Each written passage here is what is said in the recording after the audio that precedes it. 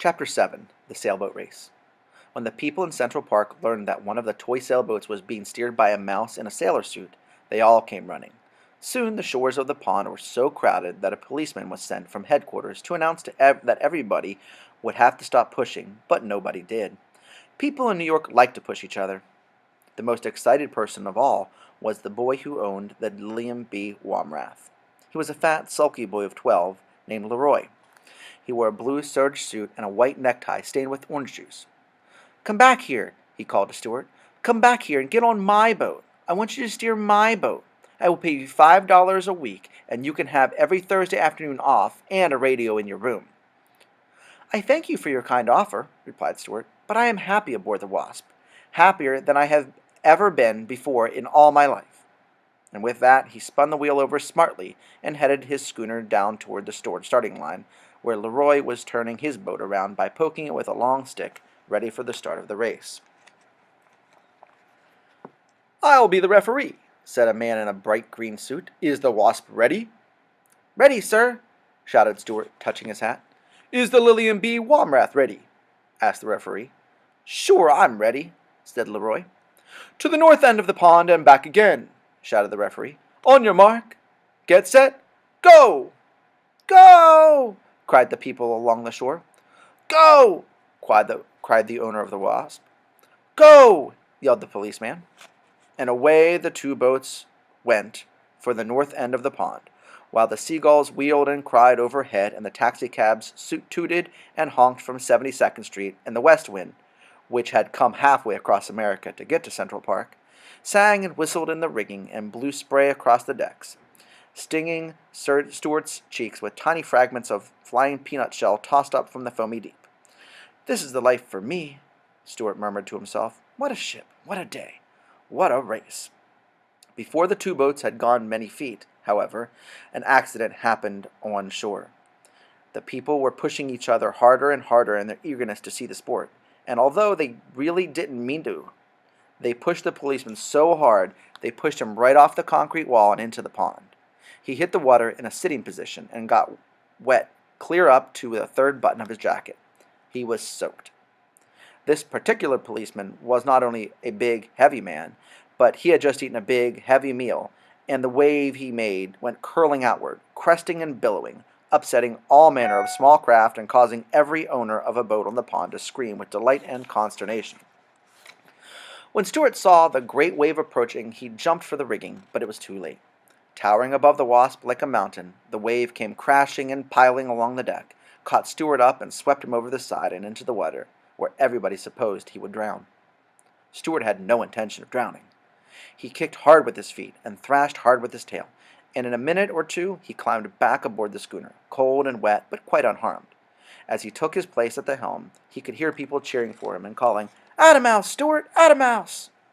He looked over and saw that the wave had capsized the Lillian B. Womrath, but that she had righted herself and was sailing on course close by. And she stayed close alongside until both boats reached the north end of the pond. Here Stuart put the Wasp about, and Leroy turned the Lillian around with his stick, and away the two boats went for the finish line. "This race isn't over yet," thought Stuart. The first warning he had that there was trouble ahead came when he glanced into the Wasp's cabin and observed that the barometer had fallen sharply. That can mean only one thing at sea: dirty weather. Suddenly a dark cloud swept across the sun, blotting it out and leaving the earth in shadow. Stuart shivered in his wet clothes. He turned up his sailor blouse closer around his neck, and when he spied the Wasp's owner among the crowd on shore, he waved his hat and called out, "Dirty weather ahead, sir! Wind backing into the southwest! Seas confused! Glass falling!" "Never mind the weather!" cried the owner. "Watch out for the flotsam dead ahead!" Stuart peered ahead into the gathering storm, but saw nothing except gray waves with white crests. The world seemed cold and ominous. Stuart glanced behind him. There came the sloop, boiling along fast, rolling up a bow wave and gaining steadily. "Look out, Stuart!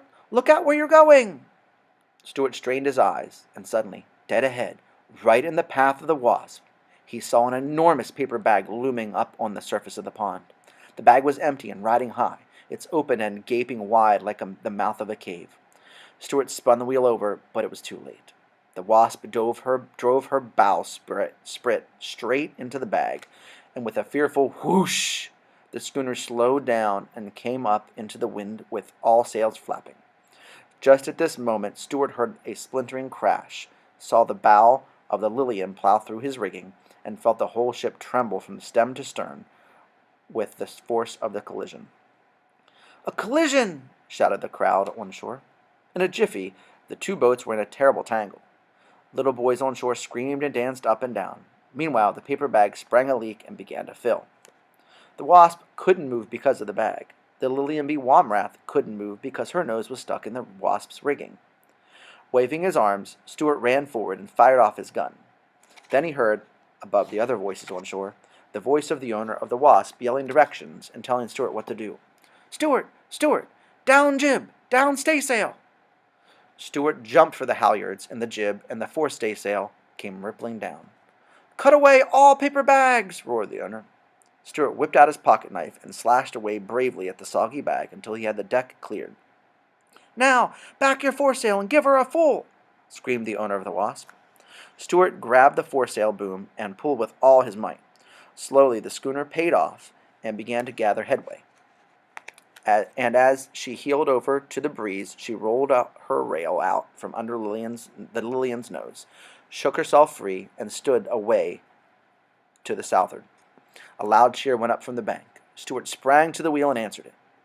Then he looked back, and to his great joy he perceived that the Lilian had gone off in a wild direction and was yawing all over the pond. Straight and true sailed the Wasp, with Stuart at the helm. After she had crossed the finish line, Stuart brought her alongside the wall and was taken ashore, and highly praised for his fine seamanship and daring. The owner was delighted, and said he was the happiest day of his life. He introduced himself to Stuart, said that in private life he was Dr. Paul Carey, a surgeon-dentist. He said model boats were his hobby, and that he would be delighted to have Stuart take command of his vessel at any time. Everybody shook hands with Stuart. Everybody, that is, except the policeman, who was too wet and mad to shake hands with the mouse. When Stuart got home that night, his brother George asked him where he had been all day. "Oh, walking around town," replied Stuart.